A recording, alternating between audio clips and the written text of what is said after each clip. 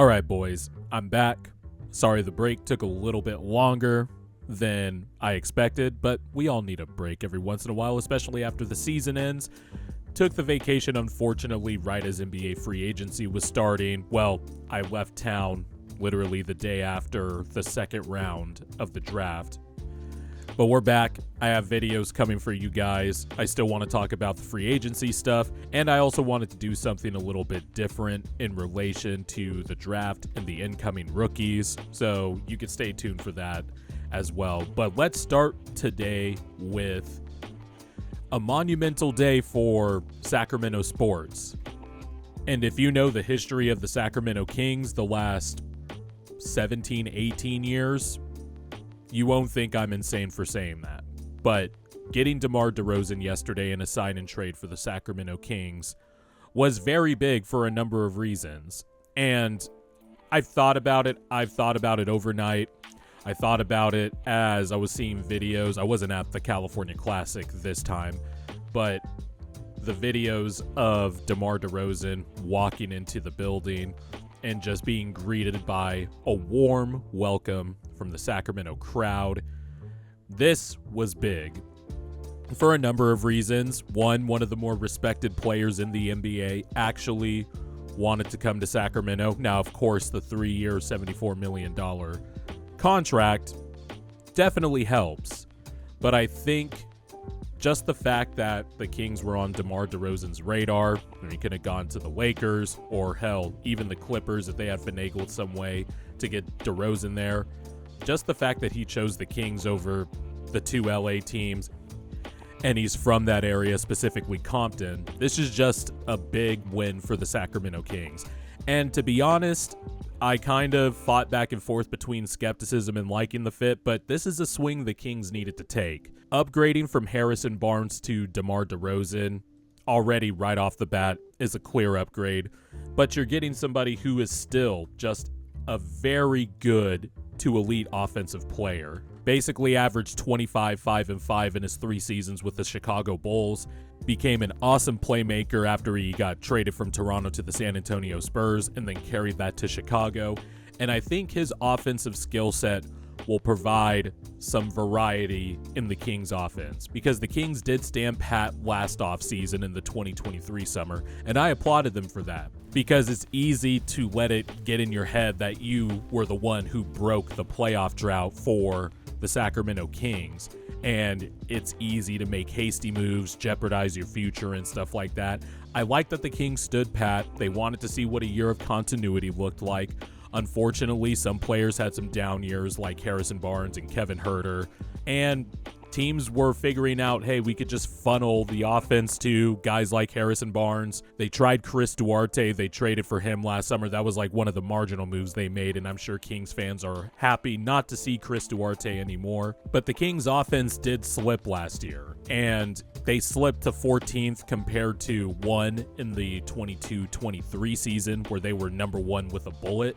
But teams were more keyed in on the dribble handoff stuff. De'Aaron Fox and Domantas Sabonis both had career years again, but teams were totally fine funneling the offense to other players. Keegan Murray also took a leap offensively because his offensive role had to be stretched out. But now DeMar DeRozan kind of adds a new element for the Kings, and I think the ball movement, the player movement, the DHO stuff, the transition just between De'Aaron Fox and Domantas Sabonis taking the board and going the distance up the court with DeMar DeRozan flanking you, I think that's just going to add more stuff for the Kings. Now, DeMar DeRozan isn't the three-point shooter. We all know his limitations as a shooter, but as somebody who is a scorer, somebody who's a passer, who operates in that mid-range area, I think that will give the Kings some variety. It will also allow guys like De'Aaron Fox and Keegan Murray to have a little bit of the load taken off of them. Keegan Murray last year had his role expanded, and I thought he did pretty well, but it's just good for him, I think, to go back to not being the fourth option. I don't want to reduce him to just that, but there was a reason he shot 36% from 3 last year, down from 40% his rookie year. Even though his catch and shoot numbers, they were about 38%, he took more pull-ups last year. He took about 1 pull-up 3 per game compared to the 0.4 he took per game his rookie year. And he kind of was asked to create a little bit more. He was also asked to guard the best player every night because the Kings, they stood pat, which means they still did not have the deepest stable of wings because your big wings were Keegan Murray, Harrison Barnes, Kessler Edwards. And so not only did Keegan Murray have more responsibility offensively, he had more responsibility defensively, and I think that sapped his legs a little bit. With DeMar DeRozan there being able to take the reins offensively a little bit, De'Aaron Fox will be able to have more catch-and-shoot opportunities, and he shot 39% on catch-and-shoot threes. 21% of De'Aaron Fox's shot attempts were pull-up threes, and he shot about 35%. But now some of that gets redistributed to DeMar DeRozan and thus creates easier looks for Fox and Murray. So I'm excited about that. You also take the load off of Malik Monk a little bit, and now he's attacking weaker defenders because more attention is going to be paid to DeRozan, De'Aaron Fox, Domantas Sabonis, and now you have Malik Monk, who was already cooking good defenders, is now going to fry even weaker defenders. So I think I have bought into the offensive fit with DeRozan a little more than others. There is some skepticism, but just upgrading from Harrison Barnes to DeMar DeRozan, the Kings had to take a swing like this. And of course, as I failed to mention to this point, I think DeMar DeRozan in the Domantas Sabonis two-man game, that could get a little interesting. There is a chance it could be cluttered because they do operate the same spaces on the floor, but both DeRozan and Sabonis, to me, are high IQ basketball players, and I think DeRozan has shown through basically since he left Toronto that he can adapt to teams and adapt based off his limitations offensively just from a shooting standpoint. And I actually think there's a chance the synergy between DeRozan and Sabonis could be really good. They could run pick and roll together.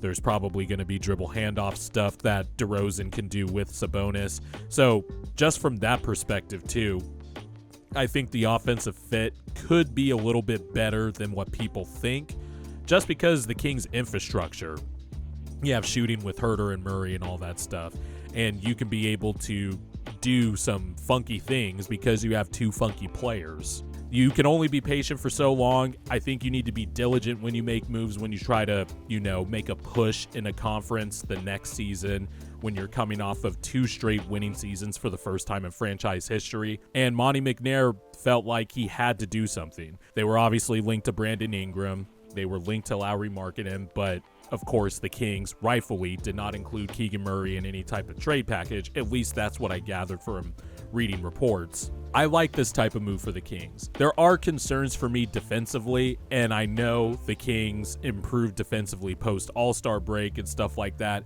but it's the lack of wings that still bothers me, because when you face a team like the Pelicans, for example, a team the Kings did not beat at all last year, had a stable of wings and size, and were just able to smother De'Aaron Fox, smother Malik Monk, bother Domantas Sabonis a little bit, and that part still concerns me. Now the Kings have 3 roster spots, so there's guys like Gary Trent Jr. out there, Saddiq Bey, even though he tore his ACL, and it looks like this new apron thing is basically squeezing out the middle class and lower middle class role players. So the Kings definitely have some moves they still need to make, but I like what they have done so far this offseason. I was a little scared when the Mike Brown stuff was looking a little tenuous there with the contract and stuff, and I'm just like, is Vivek really going to do another fucking Mike Malone again?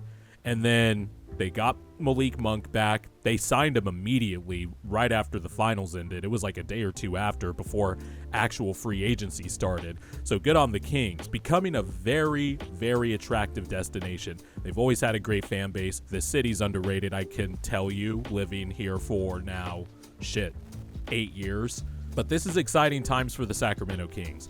I like the DeMar DeRozan fit offensively, I mentioned, more than a lot of other people, because I just think with the movement and the shooting that they have, they still have Kevin Herter on the roster. I think Keon Ellis is going to have a big year this year, because it's not just the defense, and watching him in Summer League is like watching 8th graders play against 5th graders, but hey, Keon's still balling out in Summer League, but it's not just the defense, it's the shooting. The Kings have a lot of shooting. They have good passers on this team, and DeMar DeRozan is one of those good passers now, and he could just do more stuff offensively than a Harrison Barnes. And I think DeRozan will still take the occasional three. He did take 2.8 threes per game last year, which was the second highest of his career, but that's not going to be his game, and I think the Kings have enough shooting to cover that. But my concerns will still be defensively. DeRozan has worked himself into being a net neutral defensively, and he's obviously smart, and he's tough, which is something I think the Kings will love to have around. DeMar DeRozan is tough on the basketball court. And also, let's be real, DeMar DeRozan is not just an upgrade offensively over Harrison Barnes, he is also an upgrade defensively over Harrison Barnes. But I like the swing Monte McNair took. All you had to do was give up Harrison Barnes. You gave up a 2031 unprotected pick swap to the Spurs, which is a risky proposition, considering where Victor Wembanyama might be by then in terms of his prime, considering where the Kings might be by that point. But you have to take a swing like this now that you have a player like De'Aaron Fox, a player like Domantas Sabonis, and you're trying to go for it and compete in the playoffs next season. And then you gave up, obviously, Chris Duarte and 2 second-round picks to the Chicago Bulls. That's just the cost of doing business for an obvious upgrade in terms of offensive talent. I've said it a million times, but I like this swing by the Kings. I want to know what Kings fans think, actually, if they can leave a comment below. You know, what do you like about this? Do you have some skepticism of it? It's all right to have some skepticism, because I don't know if this move will allow the Kings to crack the top 4 in the West, and also I still need to see what other moves they make, you know, for the rest of free agency. But the offensive talent and the upgrade from that standpoint is undeniable to me. And we'll see how the trade plays out. These next 3 years, which is the length of DeRozan's contract, going to be very interesting. But a nice swing for the Kings, and I'm happy for the city, and I'm happy that the city is excited.